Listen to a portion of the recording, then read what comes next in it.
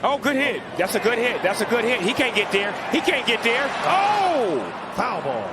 Hey, I caught it. Mom, look, I made it. Man, we gotta get some action going with the Brew Crew for Snoop. They chilling right now. They laid back. You know, when you hang out with the dog, you got to be laid back. You know what I'm saying? No So doubt. they laid back with their mind on their money right now. They going to shake up out of it. How often do people slide down that slide over there? Right. He can't get there. He better not outrun you. He better not outrun you. He better not. You better not let the pitcher outrun you, dog. Come on now. That's what I'm talking about. 2 for 2. Oh, he gone. He took that. Get up in there. He took that. Give him that. Give him that. Way to go, E. Go, E.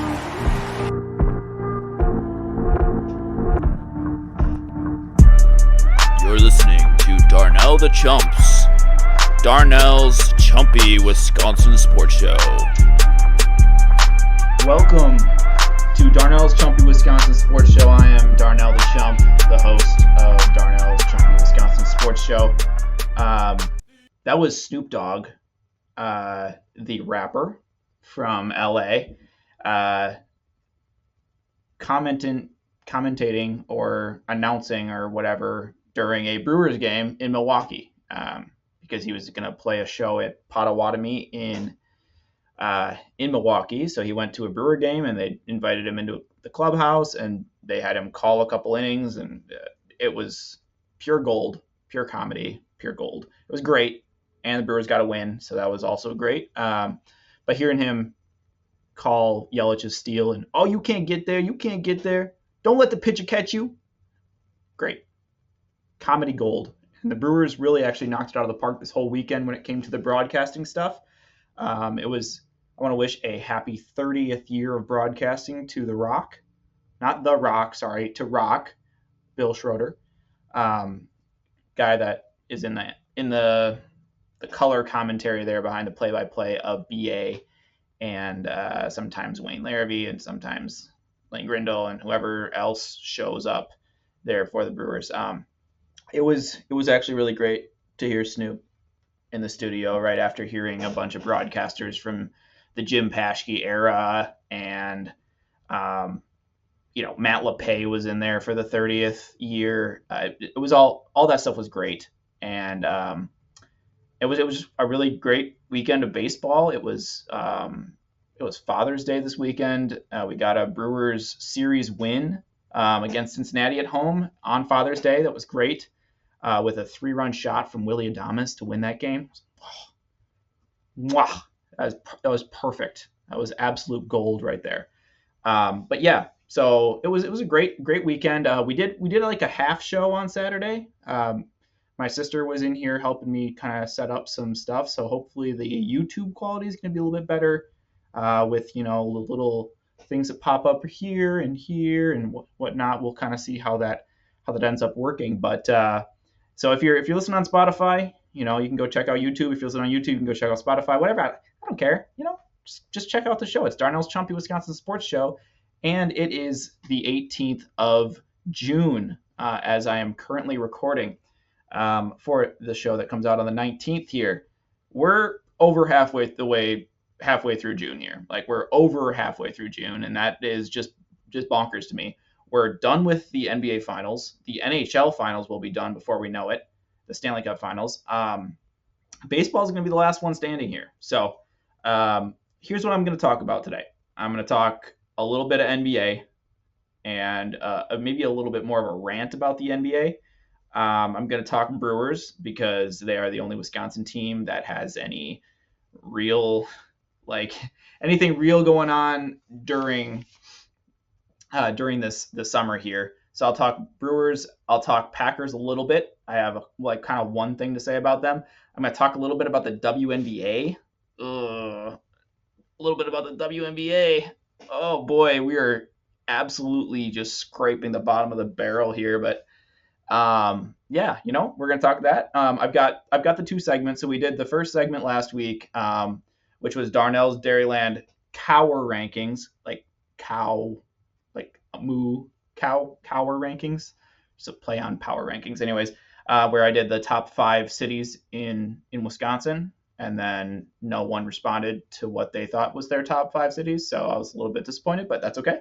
And then also, we'll bring back Chump's chili hot takes today at some point. I don't know, whenever the chili peppers start sizzling. So I'm also going to tease something at the end, but we'll get there when we get there. So without further ado, I will go ahead and get started. The Celtics last night won an NBA championship for the 18th time. Now, mind you, 13 of those championships were prior to 1980, and there were like a total of 12 teams in the league at that point, and all of them were plumbers, and they didn't allow black people to play. So I'm thinking that maybe those don't count super hard. Like, I know that you can say the same thing about the Packers, but also you kind of can't, because basketball and football are two very different sports. Actually, you know what? I think I have to eat my own words on that. I really do. I think that we have to count the Boston Celtics championships if we want to count the Packers championships, because everybody when they're playing, right, when Elgin Baylor and like the really old ones, like Wilt Chamberlain, like when they were in the NBA, they were the best basketball players in the entire world, right? And that's no different from Luka Doncic, Giannis, and Jokic being the best players in the basketball world right now. It's just that the level of basketball being played is different. So they're the best of a better level, but that doesn't diminish the championship. The only thing that would diminish the championship is like the less teams. Like if you're playing against 5 total teams and you win the championship, can you count that as a championship? I don't know. But it is what it is, and the Celtics won an NBA championship. I want to give a quick shout out to Drew Holiday. That's our guy. That's a Milwaukee guy right there. He won his first championship with the Bucks a couple years ago. He goes to the Celtics first year, wins a championship with them. Happy for him. I really am. I wish him the best. I always have. And he was really an important piece for them going down the stretch here, in the finals especially. I mean, the team was a super team, and that's pretty obvious. But I need to say this: Jason Tatum in the 2024 playoffs, you were just bad, okay? Like, forget superstar, all right? Forget top 5 in the NBA, because the MVP, he had 6 games where he failed to score 20 points in the playoffs. He had 7 games where he failed to shoot over 40% in the playoffs.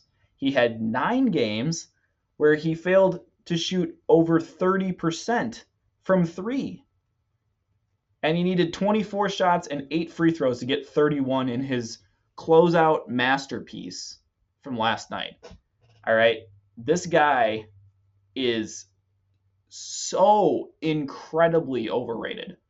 Like, oh my gosh, I only really watched about half the game last night, and that was all I needed, because Doris Burke talking about, well, the way that Jason Tatum just gets into the lane and he just finds ways to make these shots. I'm like, you kind of crap on Giannis for not shooting more fadeaway jumpers, right?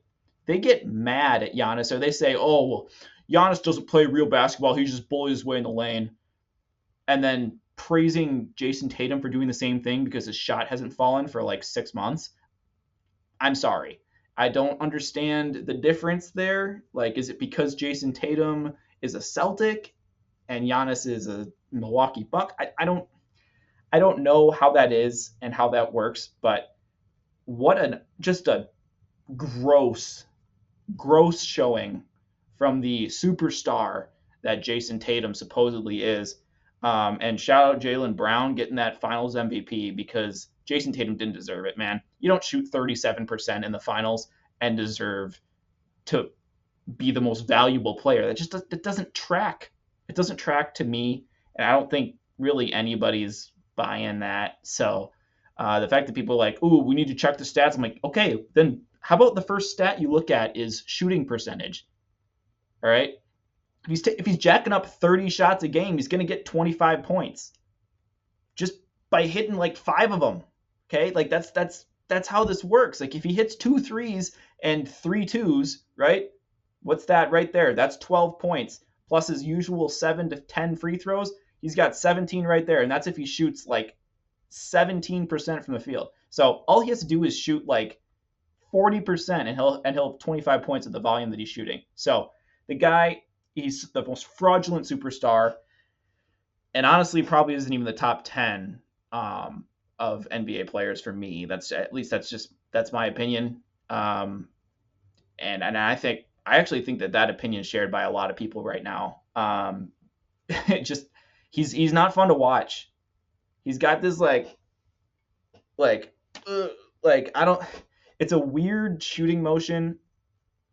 I feel like I know exactly when he's going to shoot, and I don't understand how the NBA can't guard him. Like, it's similar to Luka Doncic, where you know exactly what he's going to do and you can't stop it, or you don't want to stop it, or you're not allowed to stop it. Not allowed to. That's my big thing, because it's all just jacked up. I'm wearing my Yelich jersey today, by the way, and I realized when I put it on before the podcast started that it kind of stinks because it's a jersey, so I didn't wash it. So it's like kind of BO-y. Not that you all needed to hear that, but it's okay. It's okay. I just noticed in the camera, I was like, I've got my Brewers jersey on as opposed to my usual bathrobe. So that was really all I had to say about the NBA. The finals was boring as hell. It really was. Like, Luka had a couple great games and then completely crapped the bed, right? Kyrie, I was most excited to watch in the finals. I was excited to watch Kyrie. Played terrible all finals. All right, except for Game 4, didn't matter, right? It just didn't. It didn't matter at all. So those two players, Luka and Kyrie, and then a bunch of bums who, for some reason, looked like the San Antonio Spurs from 2014 against the Timberwolves, but then show up to Boston and just down the leg, man. It was so bad. It was really bad. And the entertainment value was terrible. There's a bunch of blowouts for the most part, and then a 4-1 series win championship for the Celtics, which is just the worst team in the NBA to get a championship because their fans just suck. Those New England fans are just, they're so bad. I don't want to hear anything about them because it's like, oh yeah, well, we have Tom Brady and we have Pasternak and I know David Pasternak. He's on the Boston Bruins. Whatever. All right.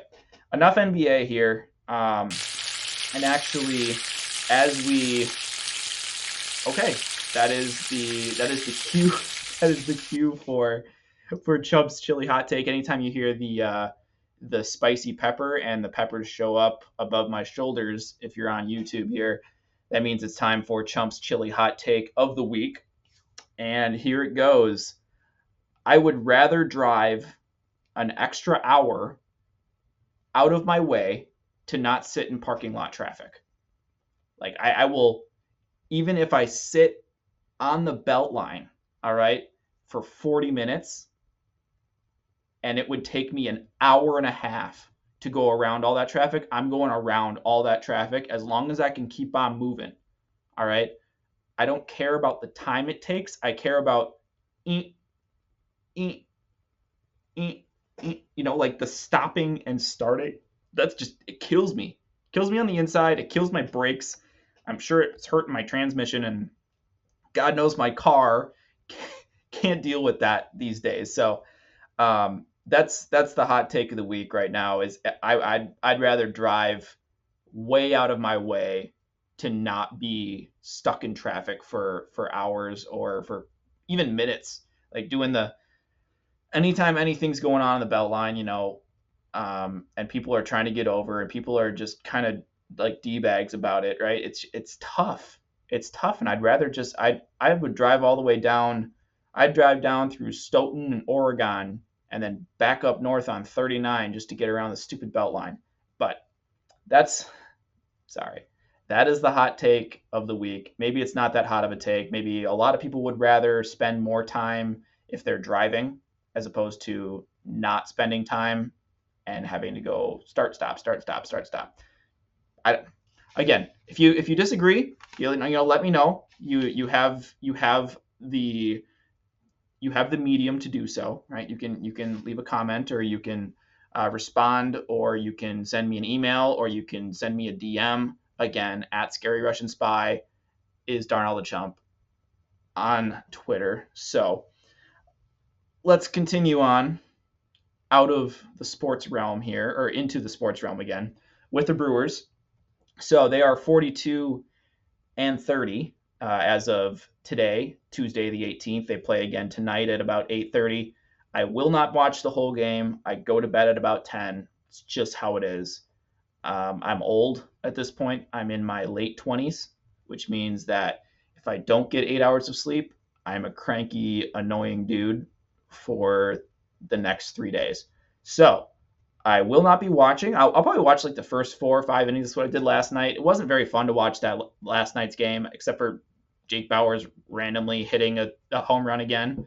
Like, I swear he plays like dog crap for 3 weeks and then hits 3 home runs. And then he plays it like dog crap for 3 weeks and then hits 3 home runs. I don't understand it, but it's nice when his bat actually finds a ball for once. So that was great. But I mean, they lost to the Angels in another rookie starter's kind of tough start. He pitched 5 innings or 6 innings, but it was 5 runs scored, and that's not going to get you a whole lot of wins, even with the Brewers' prolific offense. But they're 42-30. They have they're 12 games over 500, and they have a 5.5 game lead over St. Louis in the Central. Now, St. Louis has kind of come on as of late, and when the Brewers play them again, it's going to be a big series. It is, because they took 3 of 4 last time, the Brewers did, from the St. Louis Cardinals, and if they take 2 of 3 or 3 of 4 again, that's the series, because they don't play their in-division rivals as often this year as they used to. So that's going to be some big series down the stretches with St. Louis.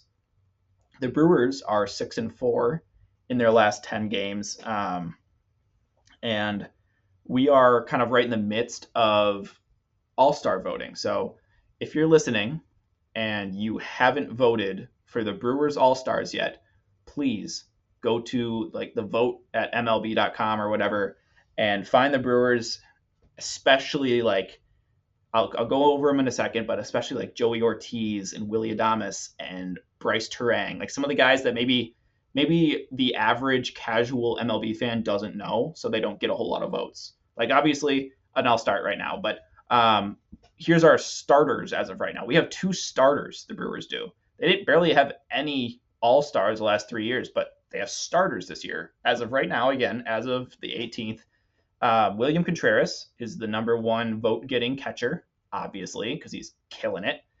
He's averaging .305, 9 homers, 48 RBIs. Guys, what more can we say? I've spoken William Contreras' name in every single podcast, I think, going back 2 months. And that was after like barely even touching on him in my spring training preview. That's on me. As a just uninformed sports talk host. Like, what the heck am I doing not talking about Contreras before the season? And then he's averaging .305 halfway through the year. Like, keep it going, William. Now, he got a little concussion. Obviously, we talked about that. We didn't talk about that because that happened yesterday. That happened on Sunday. They ended the game on a Perkins, like a walk-off hit, and then, or I guess not a walk-off hit, but the Reds player got a hit into center field. Blake Perkins took it off one hop and fired to home.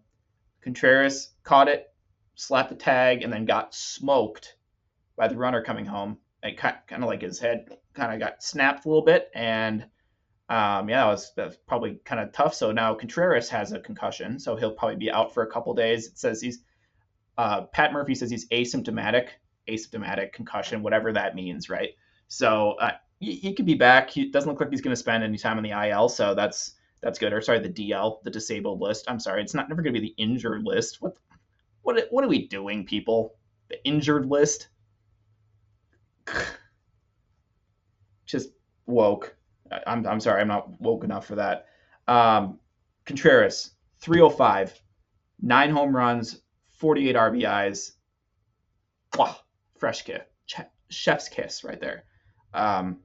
Next one that is on path to start as far as the vote getting goes is Christian Yelich, and that is for obvious reasons. He is hitting 326 right now, as of right now, 326 with 6 home runs and 31 RBIs. That's insane. Now the guy has a little bit less at bats than the average guy because he missed about 15 games between April and May. But since then, I mean, he's picked up right where he left off. Once he gets enough at bats and enough plate appearances here, he's going to be leading the league in batting average. So that's why he is also on the starting line here in the outfield for the NL. But the alternates are the ones that really matter, because I think that if the Brewers could like have five players show up in the All-Star game, whether it's starting or as reserves or as alternates, that would be awesome. Joey Ortiz is hitting 287 with 6 home runs and 27 RBIs. As a rookie, this is the first year in the majors, 287, 6 homers, 27 RBIs. That's insane. That's great. That's rookie of the year numbers, especially with the Cubs pitcher kind of crap in the bed the last couple of weeks. Willy Adames, 247 average, not so hot, right? That's probably a little bit of a wet blanket on some of his voting there, but he's got 12 homers and 51 RBIs, which is, I think, 51 RBIs. It dominates shortstops, and it's one of the highest numbers RBI wise in the league, in the NL right now. So he absolutely should be an alternate, especially with the defense that he plays at short. And then third there's Bryce Terang. Now Terang's at 296 right now with 4 homers and 25 RBIs. 296, right? This is a guy that hit 217 last year. 296, 25 RBIs, 4 homers. He only had 6 all of last year as well. So the guy he's out of the leadoff spot, which means that, you know, he's got to see pitches, which he's been doing. He's running at an insane rate. He's got over 20 steals on the year. And he plays Gold Glove, if not higher level defense than Gold Glove. So guy's been insane. And really, those 5 are doing great, and they're making up for the kind of pitching woes that we haven't seen in Milwaukee, in Wisconsin for a couple of years, if not maybe 5, 6, 7 years, since it was really a tough go of it in like 2015, 16. I remember that being kind of a bit of a lean time for the Brewers. But, you know, part of that is injuries, and I'm going to go over that just for about 2 seconds here. Now, I'm going to say 2 seconds, I mean about 2 minutes. But DL Hall, remember him? Yeah, he pitched a couple times in April and then got hurt. Jacob Junis, remember him? He got hit by a fly ball during batting practice and then had to go to the hospital. So do with that information what you will. JB Bukowskis and Joe Ross, 2 guys that have both pitched well in the majors at some point this year, and both have been hurt for at least a month. All 4 have been pitching in the minors to rehab. So that is kind of the news that I'm breaking here, even though it's been broken by the Brewers already the last couple of days. But all 4 of those guys have been pitching in the minors to rehab. The only problem is JB Bukowskis got hurt again. So he got hurt rehabbing his injury.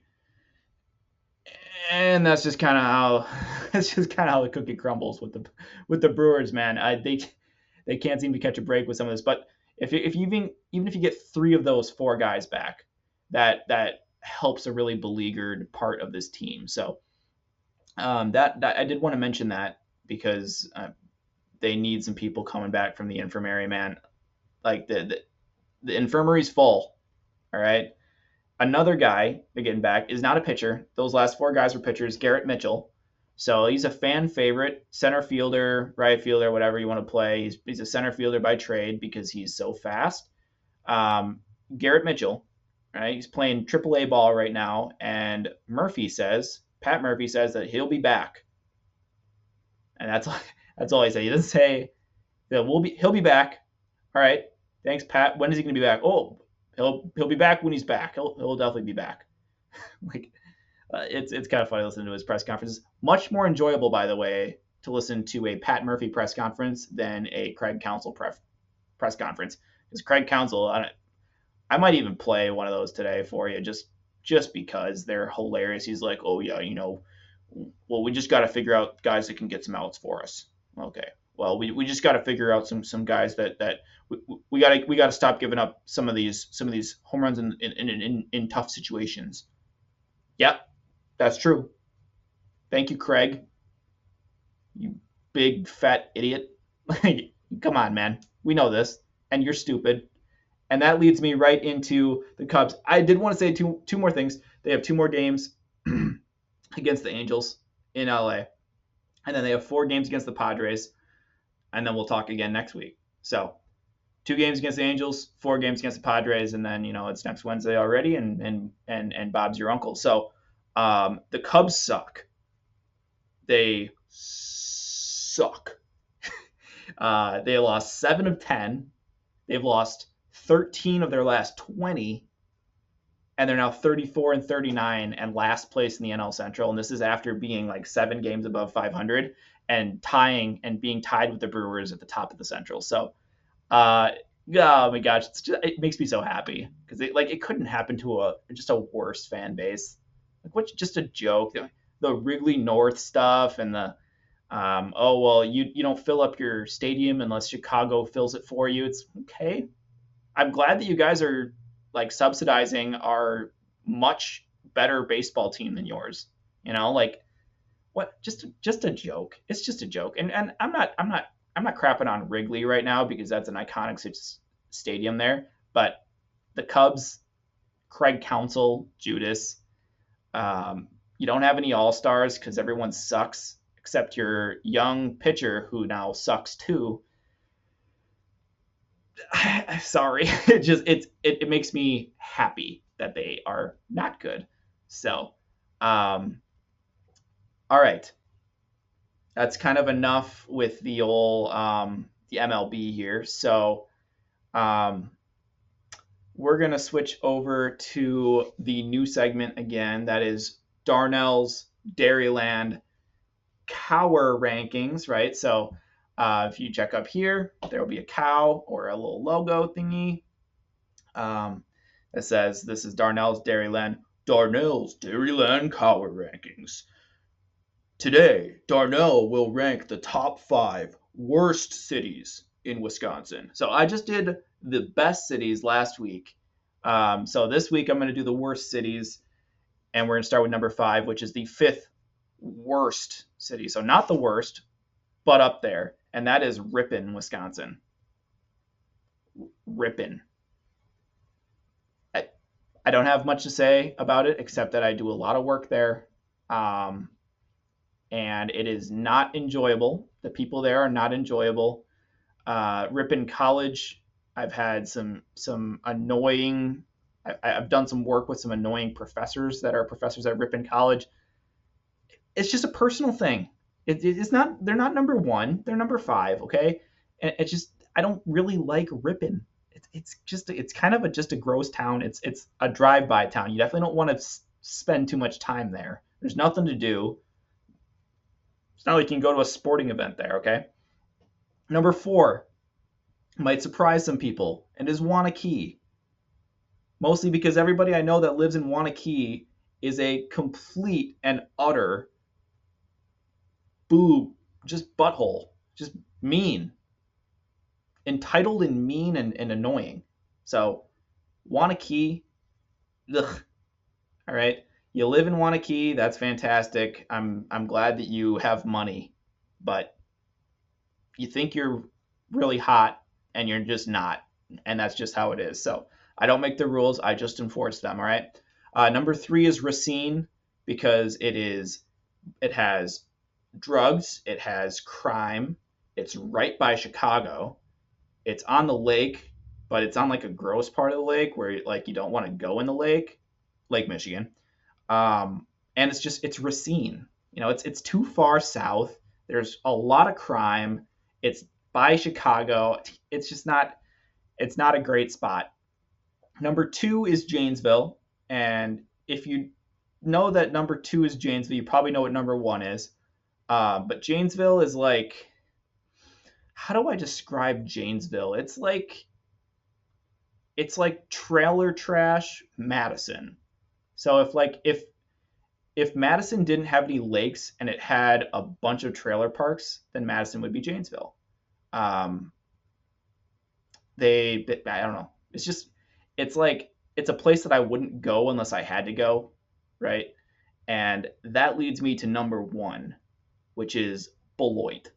And I had an old coworker tell me this a couple years ago. We were talking about Beloit, and he said if you say Beloit a certain way, it sounds like, if you say it really quickly, it sounds like the same sound a poop turd makes when it enters the water of the toilet. It's like a bloit. Bloit. And now you can't unhear that because I heard that and now I can't unhear that. Okay. So Beloit is like the piece of poop hanging off the southern part of Wisconsin. It's Rockford North, basically. It's where everyone gets their drugs because Illinois obviously has legalized weed. So it's where everyone gets that. It's such a joke, man. Beloit is so nasty. So much crime. Property values suck. Not a great spot. So that is my 5 worst cities of Wisconsin. All right. 5 to 1. 1 being the worst. And that Beloit takes the cake. Always have and always will. So we have 2 more segments here. Dos más. Here before the end of today's episode of Darnell's Chumpy Wisconsin Sports Show. I'm going to start with the Green Bay Packers. I only had one small thing to say about the Green Bay Packers, and that is no drama? ? Hopefully. How do we get to a completely no drama offseason, which is one that we haven't had in Green Bay in quite some time? Well, the one thing to discuss is Jordan Love, and more specifically, Jordan Love's contract, because he is kind of sitting on a lot of money right now. Trevor Lawrence just got paid an insane amount of money. Jared Goff got paid a couple weeks ago, I guess a month ago now, a lot of money. And those are 2 guys that I think that Jordan Love is better than. So if Jordan Love and his agent think that I'm better than those guys, they're probably going to ask for more money, which means that Jordan Love might reset the quarterback market, just like Aaron Rodgers did and Brett Favre did before him. So the first question that you have to ask if you're going to extend Jordan Love with a supermax contract that's going to be worth somewhere in the $500 million range, is he legit? Is he legit? You have to answer that question. And if you say yes, then I have a second question for you. And that is, do you believe your answer to question 1? Do you think he's legit? And do you really think he's legit? Because if you have a legitimate quarterback in the NFL, you have to pay him. It's just the truth. If you don't pay your quarterback, he's going to go somewhere where he's going to get paid. And then he will make sure that team wins, and your team will just have to find a new quarterback that it maybe is cheaper, but obviously you have to have elite quarterback talent to win in the NFL. There's a reason why Patrick Mahomes has 3 Super Bowls, right? It's because he's an elite quarterback, and that's who wins Super Bowls. The last bad Super Bowl, the last bad quarterback to win a Super Bowl was Peyton Manning. And he's not a bad quarterback. He's just 56 when he won a Super Bowl. So he's old. But you got to either have the best defense of all time or a really, really great quarterback. And the Packers have to figure out if they have that really great quarterback.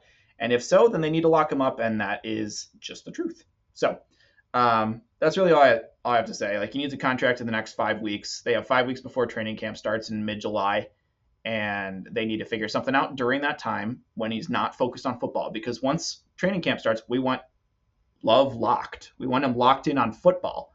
We don't really care what happens when, I could care less about the contract once we get into actual football season, because I want to see him play football. Does that make sense? Okay. Fantastic. All right. One last segment here, and we are home free for the night. So it is, I did tease it. Well, I guess, okay, I have 2 more segments. I lied again. I'm a big time liar right now.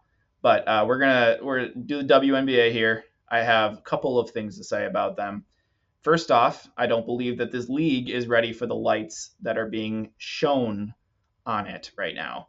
These women are completely dropping the ball when it comes to this popularity spike. Like, people are actually paying attention to what's happening in the league, and they're not behaving well.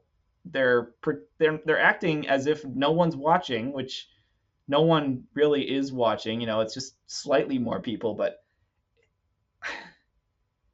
they have a girl enter their league and bring them all of this free publicity, right? And her name is Caitlin Clark. She brings eyes to all these matchups. People go to games to watch her, and all she does is get completely beat up, ridiculed, harassed, made fun of during her games, mocked, like as if anyone cares who the heck Chennedy Carter is. Nice name, Chennedy. Like, Chennedy. Okay. Again, no one knew who you were before you tried to throw Caitlin Clark to the ground. So Angel Reese, I'm sorry to say this, but you would lose to me in a game of 21 if I could use my non-dominant hand only. Like, I'd beat you in a game of 1-1, 1-on-1 to 21 with my left hand. That is how skilled you are at basketball. Just facts, guys. Sorry. Aja Wilson, or AJ Wilson, or whatever her name, however her name is pronounced, she was crying after losing a regular season game a couple days ago. She was bawling at the press table, and that is kind of wild. Like, it's a regular season game. Chill out. Like, I'm all for passion about the game, but that's a little bit much. Like, you don't need to cry because your team lost in a regular season game. Like, it's just sorry. And then I got to be honest, I've watched 2 games, the equivalent of about 2 games, maybe 4 or 5 games in quarter-long stretches, and what I'm watching is generally boring, just boring as all get out, man. Like, it's missed layups, and like I watched Angel Reese miss a layup 6 times.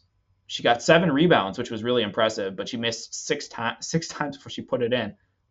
Like, what the heck? Am I watching the our Redeemer Rangers right now? I don't understand it. And then I still don't really care about anybody but the Fever, because that's Caitlin Clark, right? And that's the reason why everybody watched the national championship game for the NCAA women. So was to see Caitlin Clark. And that continues to be why people watch the WNBA, to see Caitlin Clark and her team and what can they do. So that's the WNBA. I wanted to talk a little bit about them because I've mentioned them a little bit, but since everyone's kind of jumping on the WNBA train here, I wanted to kind of add my 2 cents there. My last thing is the NHL playoffs. The Oilers are down 3-1. They're going to lose tonight to the Panthers, and they're going to drop the cup. Bobrovsky's going to shut out tonight. That's my prediction. I'll know by the morning when this goes live if I'm right or wrong, but I certainly think that I'm right, and I think that Florida just is going to wear them out. And I think that baseball is going to be the last sport standing by tomorrow morning. So, buckle up. You got about 2 months of baseball coverage here. I am saying this. I'm working on a Badger football preview. I've done a little bit of research on a couple of nights, and I'm going to kind of put a little thing together for the Badger football team because their fall camp starts in very, very not long, like very, very short amount of time. And then their first game is like the first week of, or the last week of August or the first week of September. I can't remember, which is really coming up quick. So, yep, that's pretty much all I had to say today. If you like enjoy the show, leave it a like on YouTube if you're listening there. And if not, then tell me why. Tell me why. Tell me why. Number 5. All right. Whatever. It is what it is. I'm just kind of doing what I want to do with the podcast. So, I'm going to throw it on YouTube, see what happens, because I actually like the whole content creation thing. I'm not big on like the TikTok stuff, but Sarah says that I need to do it. So that's what I do. If you're listening on Spotify, I'm going to have a little like poll thing at the end here. So please answer that if you want. And then, go follow me on Twitter. And like, if you want to see some weird, stupid takes and all that jazz. But, go Bucks, go Brewers, go Badgers, go Packers, go Wisconsin, screw Beloit. And you guys have a good weekend. Peace.